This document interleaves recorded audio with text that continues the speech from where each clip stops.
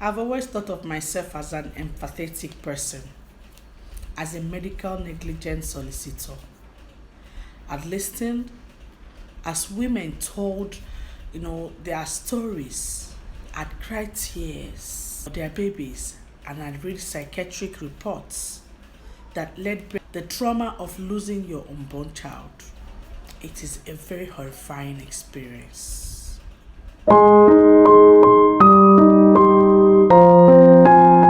Hello, beautiful people. Hello, Dimab lovers. You're welcome back to my channel. My name is Mercy Mattis, and I'm your host in this channel, Real Talk with Mercy Dimab. If you're seeing this face for the first time, you're welcome. Please feel free to subscribe and also comment after watching. And for my return subscribers, you're welcome. I love you always. Thank you for always being there for me. Thank you for supporting me. Thank you for giving me your hand to hold. Here is my stillbirth pregnancy love story, and I'm here to break my silence. For some time now, I've had this nudge to pour out my mind. My spirit keeps pushing me to share my story, to share my untold story and what I experienced in my stillbirth. Having full knowledge that I am not the only woman who has gone through this painful route, I just have to open up.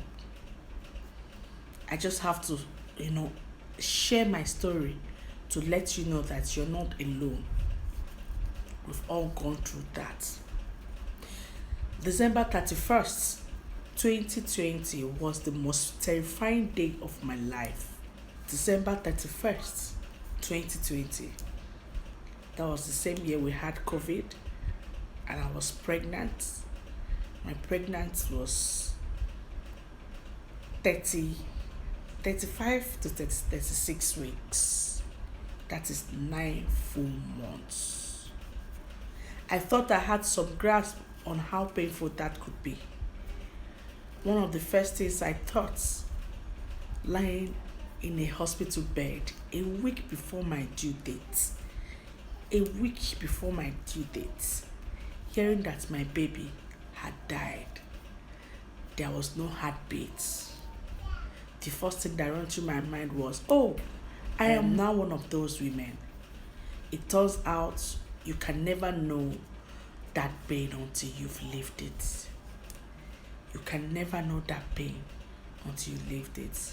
It was as if someone has scooped out my soul. I don't think you can prepare for a stillbirth. To prepare would be to give up hope, to imagine the worst. Welcome to the exclusive club that nobody wants to be a part of. Yeah, you're welcome.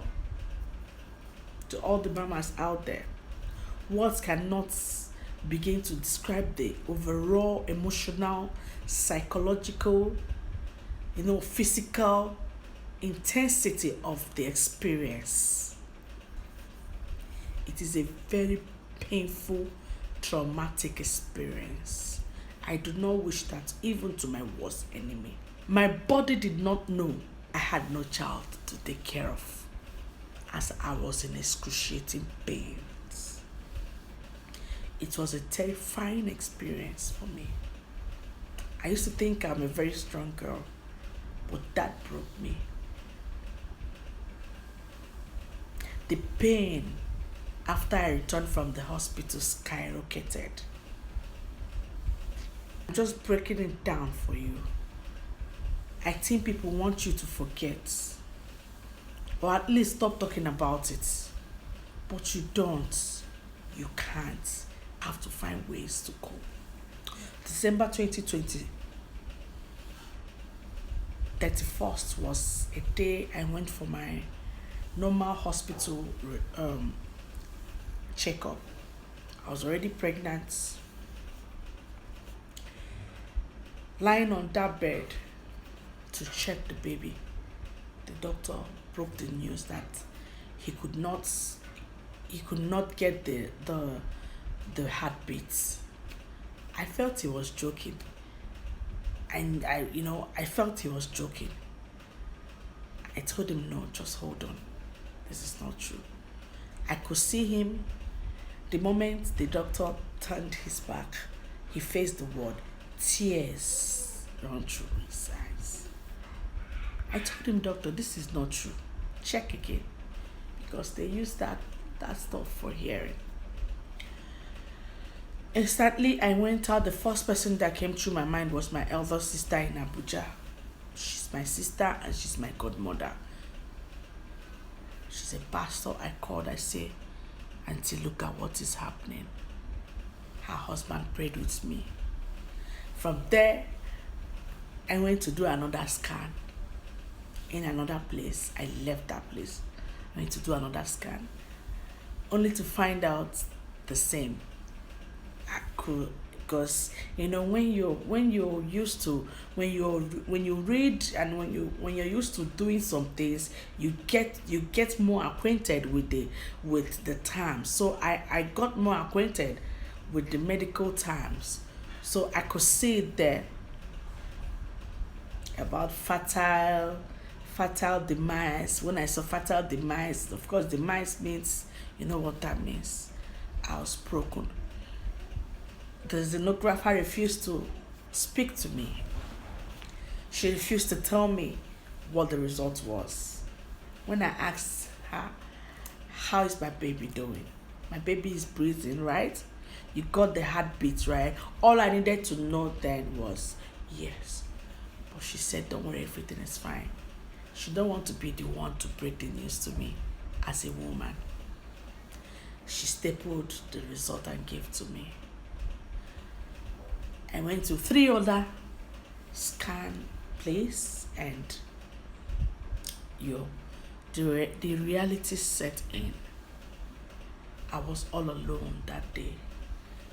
And I thank God I did not run into, express. I almost died. The pain was too much because we had already set up our nurseries. Everything was already set. I called my husband, who was at work.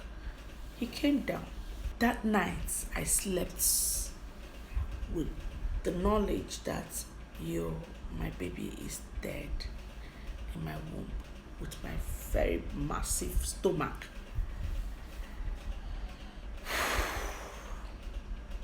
It was a terrifying time.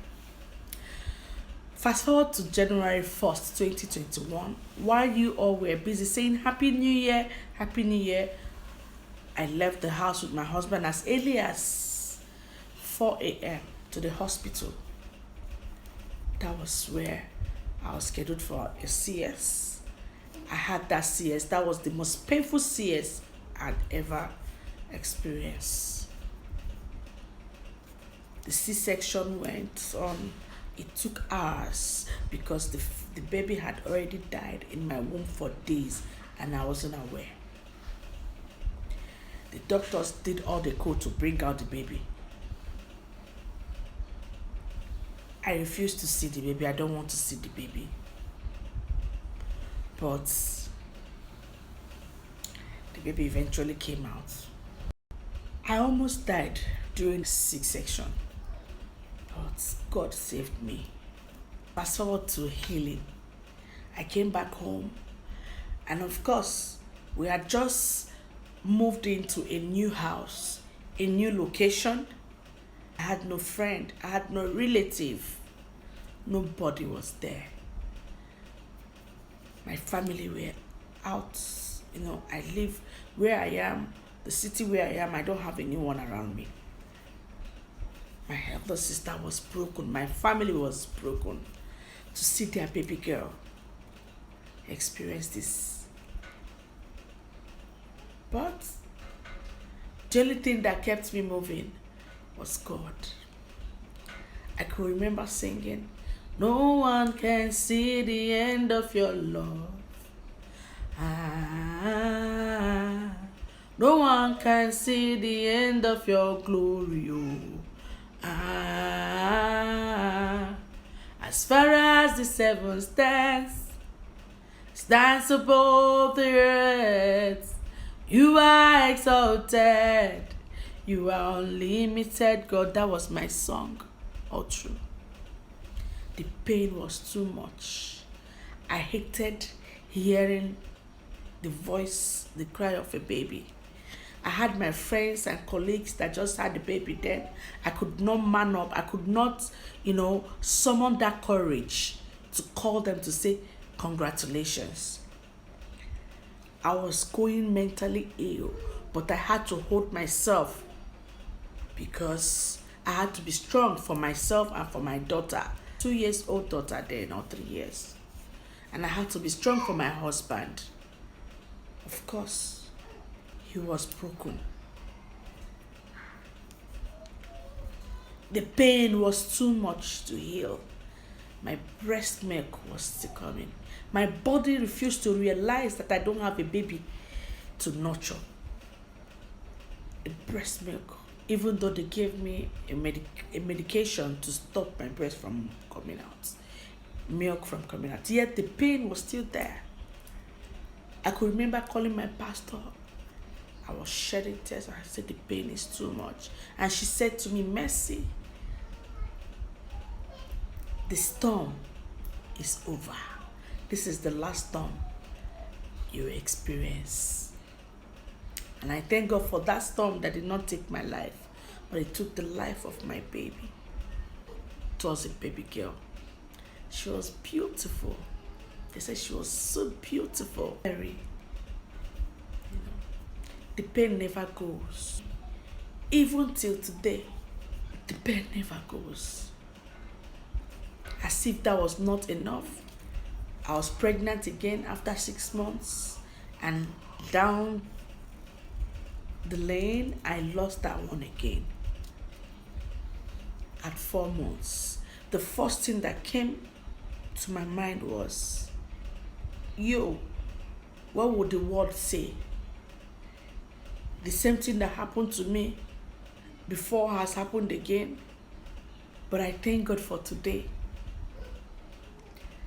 The Lord wiped my tears. God gave me double for my loss. I have a baby boy, so I have 2 children. So if you ask me, I will say I have 3 children, 4 children actually, 4, with 2 living with me and 2 that never got the opportunity to stay. They remain in my heart. And I know someone is out there going through the same thing. I feel better right now sharing this story. If you're a mother and you've gone through this, sweetheart, I know how you feel. I've been there. Hang in there. Don't be discouraged. This too will pass. I know the pain never goes, but don't worry. God got you, and I got you. I've been there. I know what you feel. I know how you feel. It feels so heavy to open up. But I tell you, if you can summon that courage to speak up, to speak out, to break that silence, just as I'm doing now, you'll feel a lot better. You're not forgetting your loved one, no, but you will feel a lot better. One of these days, I'll still drop a story of how I went through the pains, how I healed psychologically, physically, emotionally, and otherwise. It's over 3 years or 2 years now. Yeah, 2 years, but it's still in my heart. And that is why I said, let me speak out, let me break the silence. Nobody knew what happened to me, just a few people. But if you're going through this right now, I love you. I love you so much. Just embrace it. Look for something that will make you happy and be happy. Worship God. Hold on to God. Because He's the only one that got you. He is the one that gave you, and He's the one that took the life. And He's the one that will console you and heal your heart. My heart goes out to you all. I love you so much. This is me breaking my stillbirth silence. 9 months pregnancy lost with stillbirth. And of course, if you're seeing this face for the first time, once again, you're welcome. And to all my return subscribers, I love you all. Thank you so much. Please drop your own experience. If you're a mother and you have experienced stillbirth, child loss, please, in my comment section, kindly drop your experience. I would like to hear from you, Mama. I would like to know how you went through it. I'd like to share. I'd like to share with your pain. I'd like to share with your experience. Have you experienced stillbirth? Share with me. Let us put head together and encourage somebody. Thank you so much for joining me once again. I remain your girl. Mercy Martins, with the Real Talk with Mercy Dimab. Right now, I'll be signing out. God bless you. Cheers.